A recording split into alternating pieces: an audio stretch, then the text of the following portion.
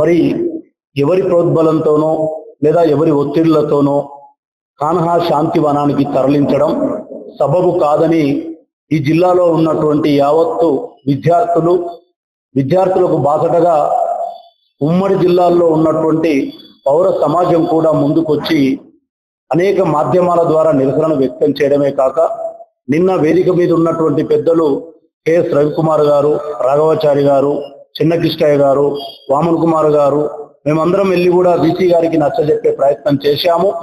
ఆ నచ్చజెప్పే ప్రయత్నంలో భాగంగా వారు కొంత వసతుల వల్ల ఇబ్బందులు అవుతాయని చెప్తే ఆ ఇబ్బంది అయ్యే ప్రతి అంశానికి కూడా మేము ఒక ప్రత్యామ్నాయము ఏర్పాటు చేస్తామని కూడా ఆధారాలతో కూడిన వాస్తవాలను వారికి చెప్పడం జరిగింది విద్యార్థులు అధ్యాపకుల ముందరే. అయినప్పటికీ కూడా ఇప్పటికీ మన యొక్క పౌర సమాజం యొక్క ఆకాంక్షలకు అనుగుణంగా, విద్యార్థుల ఆకాంక్షలకు అనుగుణంగా వారు నిర్ణయం తీసుకోలేదు. కాబట్టి ఈ బాధ్యతను వాళ్ళ కేంద్ర మంత్రిత్వ శాఖలో ఉన్నటువంటి కేంద్ర మంత్రుల, స్థానికంగా ఉన్నటువంటి ఎంపీ గారు కూడా బాధ్యత తీసుకోవాలి. అట్ ద సేమ్ టైం రాష్ట్ర ప్రభుత్వానికి కూడా బాధ్యత ఉంటుంది. మరి ఈ జిల్లావాసి గౌరవ పాలమూరు ముద్దుబిడ్డ రేవంత్ రెడ్డి గారును, ఈ జిల్లాలో ఉన్నటువంటి తెలంగాణ ఉద్యమకారుడు జూపల్లి కృష్ణారావు గారును, వాకిటి శ్రీహరి గారును, మిగతా 12 మంది ఎమ్మెల్యేలు కూడా, ప్రజాప్రతినిధులు కూడా జోక్యం చేసుకుని ఇది ఒక బీసీ గారి అభిమతం సంబంధించిన అంశం కాదు, పాలమూరు ప్రజల విద్యార్థులకు సంబంధించిన అంశము, మీరు చొరవ తీసుకోవాల్సిందిగా ఈ వేదికను ఉన్నటువంటి పెద్దలం అందరం కూడా ఇక్కడ ఉన్నటువంటి ముఖ్యమంత్రికి వీరందరికీ విజ్ఞప్తి చేస్తా ఉన్నాము. Thank you.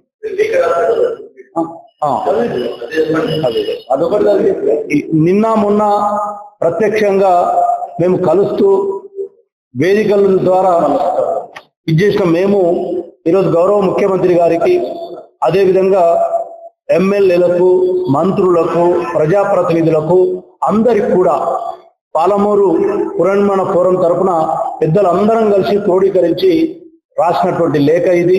మరి ఈ లేఖను మేము పత్రికల ద్వారా సమాజానికి, అదేవిధంగా ఎమ్మెల్యేలకు అందరికీ కూడా మేము వాట్సాప్ ద్వారా చేరబోయబోతా ఉన్నాం. Thank you. అంటే నిర్ణయాత్మక శక్తి బీసీ గారే, అబ్సల్యూట్లీ వారే నిర్ణయించాలి. కానీ వారిపైన ఉన్నటువంటి ఒత్తిళ్లు కారణం కావచ్చు, వారు మరి ఒత్తిళ్లకు లోనైందా, లేకపోతే వారికి సొంతంగా ఎజెండా ఉందా అంటే వారు నిన్న మాతో మాట్లాడినటువంటి సందర్భంలో ఎజెండా ఉన్నట్టయితే కనబడలేదు, ఒత్తిడిలే ఉన్నట్టు కనబడ్డాయి. మరి ఇది వేదిక అందరికి సంబంధించినటువంటి పౌర సమాజ వేదిక కాబట్టి ఏ రాజకీయ పార్టీని మేము ఇక్కడ నిందించడం లేదు.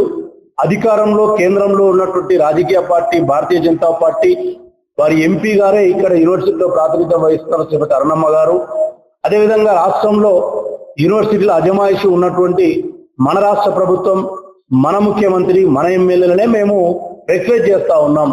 అందరి మనోభావాల్లో వారి దృష్టికి తీసుకొచ్చి ఆ మనోభిష్టం మేరకు మీరు కూడా అక్కడి నుంచి ఇక్కడికి మార్చడానికి కృషి చేయమని మేము అందరినీ కూడా కోరుతాం. మాకు తెలియదు, మేము నిన్న వారిని కలిసినప్పుడు కూడా మా దగ్గర ఏం రాజీనామాలు ఏమనలే. వారు మమ్మల్ని చర్చలకు పిలిచి మొత్తం ఒక ఆడిటోరియాన్ని ఏర్పాటు చేసిండు. మేము అనుకున్నాం మేము ఒక 5-6 మంది, వాళ్ళు ఒక ఇంపార్టెంట్ రిజిస్ట్రార్ గారు, సూపరింటెండెంట్ గారు, తర్వాత బీసీ గారు ఉంటారని పిల్లలను ఆ లెక్చరర్లు అందరూ కూర్చోబెట్టి ముందుగా వాళ్ళ చేత ఇదంతా మాకు ఇష్టం ఉంది, ఇక్కడ వసతులు లేవు, అక్కడ మార్చడాన్ని మేము స్వాగతిస్తున్నామని చెప్పే ప్రయత్నం చేసిండు. వెంటనే పెద్దలు రవికుమార్ గారు లేచి, కరెక్టే, మీరు మార్చినందుకే మేము రావడం జరిగింది, మీరు ఎందుకు మార్చిందని అడగట్లేదు, పాలమూరులో నిర్వహించాలని మీరు చెప్పిన ఏదైతే సాకు వసతుల లేమి ఉందని చెప్పారో ఆ వసతులన్నీ కూడా మేము సమకూరుస్తాము. ఆ వసతులకు ఇంకేమైనా ఆర్థికపరమైన అంశాలు మీకు ఇబ్బంది అయితే కూడా మేము చందాలేసుకునైనా సరే ఇక్కడ ప్రోగ్రామ్ సక్సెస్ చేయడానికి ఇక్కడ పుట్టిన బిడ్డలుగా మేము సహకరిస్తామని మీరు చెప్పారు. చెప్పిన తర్వాత బీసీ గారు మేము చెప్పడం, ఎందుకంటే మేము పోయిందే చెప్పడానికి చెప్పినాం, మేము వచ్చినాం. తర్వాత ఇవాళ పత్రికల్లో చూసినాం రాజీనామా పత్రాన్ని వారు జేబులో పెట్టుకున్నారో లేకపోతే చూపించారో తెలియదు, కానీ వారి రాజీనామా పత్రంతో మాకు ఎటువంటి సంబంధం లేదు. మేము ఎంతసేపు ఉన్నా వారు ఈ రోజు రాజీనామా చేయకుండా ఒక ఏడాదికి అయితే రిటైర్ కావాల్సిందే, లేదా ఒక 6 నెలలు అయితే ప్రమోషన్ వస్తే పోవాల్సిందే. దాంతో సమస్య పరిష్కారం కాదు. వారు మా యొక్క నిరసనను, మా యొక్క మొత్తం రిప్రజెంటేషన్లను క్రోడీకరించి ఇమ్మీడియట్ గా వారు ఛాన్సలర్ దగ్గరనో, ముఖ్యమంత్రి గారి దగ్గరనో, లేదా ఆ యూజీసీ చైర్మన్ గారికి చేరవేసి ప్రత్యామ్నాయంగా మళ్ళీ ఇక్కడ మార్చే బాధ్యత వారిది, కానీ రాజీనామాలు చేసుకుంటూ తిరిగితే ఇది పరిష్కారం కాదని కూడా నేను వస్తున్నది. ఇప్పటికి కూడా మహబూబ్ నగర్ జిల్లా అనేది దేశంలో జీవన ప్రమాణాల సూచిలో చిట్ట చివరికి ఎందుకున్నది అంటే విద్యాలోపం వల్లనే ఉన్నది, ఉపాధి అవకాశాల, ఉద్యోగ అవకాశాల లోపం వల్లనే ఉన్నది, వ్యవసాయ సంబంధమైన పనులు జరగకపోవడంలో ఉన్నది. నిజానికి ప్రకృతి చాలా ఇచ్చింది, నదులు పారుతున్నాయి, భూములు ఉన్నాయి విస్తారంగా, మనుషులు ఉన్నారు కష్టపడేవాళ్ళు. అయినా ఇది ఎందుకు వెనుకబడి ఉంది అంటే నిర్దిష్టమైన ప్రణాళికతోటి చర్యలు తీసుకోకపోవడం వల్ల ఉన్నది. అట్లాంటి ఒక ఒత్తిడి ప్రజల నుంచి నిర్మాణం అయింది. 4 దశాబ్దాలుగా అనేక రూపాలలో ప్రజలు అనేక విషయాలు అడగడం వల్ల కొంత పని జరగడం అనేది అనివార్యమై జరుగుతూ వస్తున్నది. కానీ ప్రైవేటు జోక్యం ఎప్పుడైతే పెరుగుతుందో, లేదా క్యాపిటల్ చేసుకున్న వాళ్ళ జోక్యం ఎప్పుడైతే పెరుగుతుందో, ఆ టైంలో మహబూబ్నగర్కు రావాల్సిన సౌలభ్యాలు పోతున్నాయి. ఇక్కడ నాకు చిన్న విషయం గుర్తొస్తుంది. డాక్టర్ బిఆర్ అంబేద్కర్ గారు కాన్స్టిట్యూంట్ అసెంబ్లీలో కలకత్తాలో మాట్లాడే సందర్భాలలో కానీ, ఆయన కార్మిక మంత్రిగా చేసినప్పుడు ఆయన అన్నాడు, నేను కార్మిక మంత్రిగా ఉండి నీటి వసతులు చేద్దామంటే రైల్వే కాంట్రాక్టర్లు నీటి వసతుల కల్పన కాదు, నీటి ప్రయాణాలు కాదు, రైల్వే ప్రయాణాల ప్రాధాన్యతని ముందుకు తీసుకొచ్చిండ్రు. ఆ కాంట్రాక్టర్ల ఒత్తిడి వల్ల జల రవాణా అనేది దెబ్బతినిపోయింది అన్నాడు అనమాట. ఆయన చాలా ఓపెన్ గా మాట్లాడిండు, రాసిండు. అట్లా మహబూబ్ నగర్ కూడా ఇతరేతరమైన ఒత్తిడి వల్ల దెబ్బతింటున్నది. అందులో భాగమే ఇవాళ మహబూబ్ నగర్ లో జరపడానికి కేంద్ర ప్రభుత్వం నిర్ణయించినటువంటి జాతీయ సదస్సు ఇక్కడ జరగకుండా ఒక ప్రైవేట్ సంస్థ కన్యాశాంతివనానికి వెళ్ళిపోయింది. ఈ సందర్భంగా 2 ప్రశ్నలు మేము అడగాల్సింది. వీసీ గారిని అడిగింది ఏంటంటే, అసలు ఎందుకు మారిందో నిజం చెప్పాలనేది మనం వీసీని ప్రశ్నిస్తున్నది. నిజానికి ఈ మొత్తం సిస్టంలో central government, state government structure తో పోల్చినప్పుడు వీసీ చాలా చిన్న స్థాయి అధికారి మాత్రమే. ఇక్కడ ఆయన విధాన నిర్ణయం చేయగలిగిన దశలో లేరు. విధాన నిర్ణయం చేసేటప్పుడేమో మహబూబ్నగర్ కనబడ్డది, అమలు దగ్గరకు వచ్చేవరకల్లా పక్కకు పోతున్నది. ఈ పోవడం వెనుక ఉన్న మిస్టరీ ఏమిటో ప్రభుత్వం జవాబు చెప్పవలసినటువంటి అవసరం ఉంది. ఎందుకు ఇట్లా చేసిందని చెప్పేసి ఈ ప్రశ్న మేము కేంద్ర ప్రభుత్వాన్ని అడుగుతున్నాం, రాష్ట్ర ప్రభుత్వాన్ని కూడా అడుగుతున్నాం. అయితే మాకు దగ్గర ఉండేది రాష్ట్ర ప్రభుత్వమే కనుక వీసీ గారికి ఒక సూచన చేసి వచ్చి, మీరు ప్రయత్నించండి, ఇక్కడే జరపడానికి ప్రయత్నించండి, చివరిదాకా అడగండి, ప్రభుత్వ జోక్యం తీసుకోండి అని చెప్పేసి మేము రిక్వెస్ట్ చేసినాం. ఇప్పుడు ఫైనల్ గా మేము చెప్పదలుచుకున్నది ఏమిటంటే, ఇక్కడ జరగకపోతే, మహబూబ్ నగర్ లో జరగకపోతే మాత్రం ఇది ప్రభుత్వాల వైఫల్యం. వీసీ లాంటి ఒక మనిషి చేయగలిగేది కాదు, ఇది ప్రభుత్వాల వైఫల్యమే. ముఖ్యమంత్రి గారు పూనుకుంటే తప్పకుండా ఈ ప్రోగ్రామ్ ఇక్కడ జరుగుతుంది. ఇది ఇంతమంది రావడము, మహబూబ్నగర్ను చూడడము, మహబూబ్నగర్కు జరిగేటటువంటి మేలు గురించి ఆలోచించడము, ప్రత్యేకించి ఈ విశ్వవిద్యాలయం ప్రారంభమైనప్పటి నుంచి ఎన్నడూ అధిక నిధులు రాలేదు. ముఖ్యమంత్రి గారు ఈ సదస్సుకు వస్తే పెద్ద మొత్తంలో నిధులు ఇచ్చి ఇక్కడ అన్ని కోర్సులు ప్రారంభించి దీన్ని సక్సెస్ఫుల్ గా యూనివర్సిటీగా నిలబెట్టడానికి, రాష్ట్రంలో అగ్రస్థానంలో నిలబెట్టడానికి, అంటే ఎన్నో నిర్మాణాలు చేసినటువంటి పాలమూరు జిల్లాకు ఈ నిర్మాణం ద్వారా జీవిత నిర్మాణం కావాలని మేము ఆశిస్తున్నాం.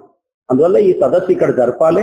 ఇది వ్యక్తిగతమైనటువంటి దృష్టితోటి వీసీ గారితో చేస్తున్న పోరాటం కాదు, అది కూడా అందరూ దృష్టిలో పెట్టుకోవాలి. మహబూబ్ నగర్ అనే దానికి అవమానం జరగొద్దు, అన్యాయం జరగొద్దు, ఇది అందరూ ఆలోచించాలి. ఇది ముందర పడితేనే ఇక్కడ అణగారిన జీవితాలు కూడా ముందుకు పోవడానికి వీలుంటది. కనుక ఇది అణగారిన ప్రజల మహబూబ్నగర్ గొంతుగా ఈ విషయాన్ని మేము ఇక్కడ ప్రస్తావిస్తున్నాం. ఇదే విషయం వీసీ గారికి చెప్పినాం, లేఖ ద్వారా కూడా, అంటే మా అవగాహనను వివరించడం, వాళ్ళ పత్రికలకు కూడా రిటర్న్ పేపర్ ఇదే విషయాన్ని మేము ఇవ్వడం జరిగింది. అందువల్ల సదస్సు ఇక్కడ జరపాలని మేము కేంద్ర రాష్ట్ర ప్రభుత్వాలను సంయుక్తంగా డిమాండ్ చేస్తున్నాం. ముఖ్యమంత్రి గారు మాకు దగ్గర మనిషి కనుక, ఈ జిల్లా మనిషి కనుక ముఖ్యమంత్రి గారు జోక్యం చేసుకోవాలని కోరుతున్నాం. ఉన్న పరిస్థితుల్లో అతనుకు ఈ పాలమూరు పరువును తీయొద్దని, పాలమూరు విశ్వవిద్యాలయం యొక్క ప్రతిష్టను కాపాడమని కోరడం జరిగింది. అయినప్పటికీ కూడా మా సూచన మేరకు, కోరిక మేరకు 2 రోజుల ప్రోగ్రాం ఒక రోజు మహబూబ్నగర్ లో పెడతామని నిన్న వారు చెప్పడం జరిగింది. చేసే ప్రోగ్రాం మొత్తం ఇక్కడ చేస్తే పాలమూరు యూనివర్సిటీ గౌరవం పెరుగుతుంది కాబట్టి గౌరవ ముఖ్యమంత్రి గారు ఈ జిల్లాకు సంబంధించిన జూపల్లి కృష్ణారావు గారు, శ్రీహరి గారు, స్థానిక శాసనసభ్యులు 14 మందిలో 12 మంది ఎమ్మెల్యేలు ఉన్నారు.